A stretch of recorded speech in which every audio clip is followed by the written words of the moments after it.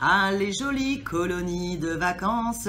Bah ouais, on voudrait bien que tous les ans ça recommence, mais peut-être c'est fini. Et oui, parce que la ville de Paris a décidé d'arrêter le dispositif arc-en-ciel. Donc il y a des parents, ni une ni deux, quand ils ont vu ça sur le site de la ville de Paris, qui ont fait une pétition. Il y a déjà 10 000 signatures. Je vous invite vraiment à relayer cette pétition des parents.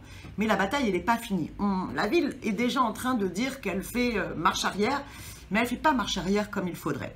Elle dit la chose suivante: on remettra en place le dispositif l'an prochain, et pour cette année, on va bricoler, on va faire en sorte que les caisses des écoles proposent un peu plus de vacances, que la CAF propose des vacances, et puis qu'il y ait un peu plus de mini-séjours avec les centres de loisirs. Bon, mais ça ne nous va pas.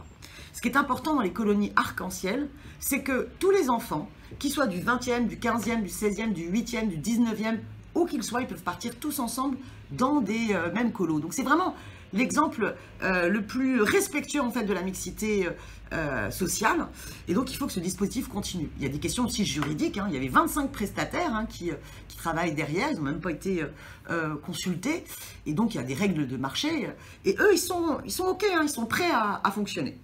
Mais information que je voudrais vous donner, je viens enfin de comprendre pourquoi le dispositif arc-en-ciel a planté en cette rentrée de janvier. C'est terrifiant.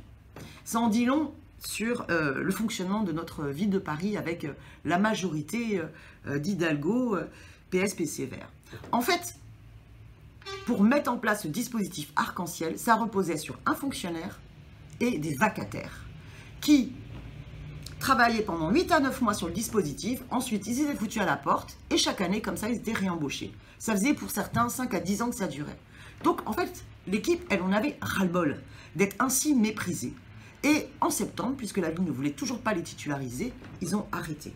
La ville a donc été incapable de titulariser ces vacataires-là, de respecter le travail qu'ils font, et elle en a en plus profité, effet d'aubaine, pour se dire, allez hop, on supprime cette dépense-là dans le budget des affaires scolaires, et comme ça, on va faire une économie de 3 millions d'euros. C'est minable, c'est vraiment minable.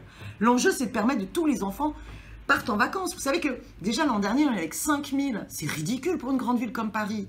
Le dispositif, il a été mis en place sous les années Chirac. Et par exemple, sachez qu'en 2008, il avait un budget de 4,7 millions. Et en 2017, il n'avait plus que 3,3 millions de budget. C'est une baisse énorme. Dans les années 80, il y avait environ 12 000 enfants qui partaient en séjour. Et là, en 2017, il y en a à peine 5 000 qui sont partis, même si la ville a continué à communiquer sur le fait qu'il y en avait 7 000.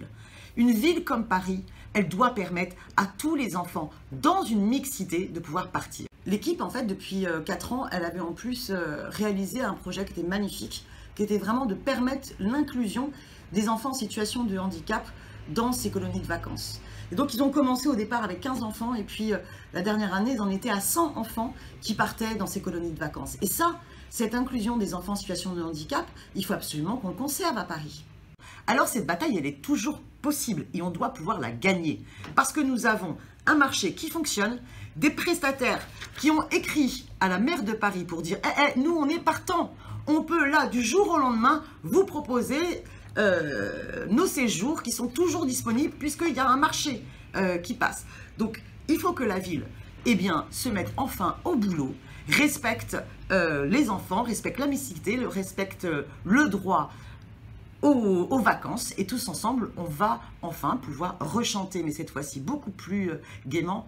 Ah, les jolies colonies de vacances, tous les ans, il faudra que ça recommence.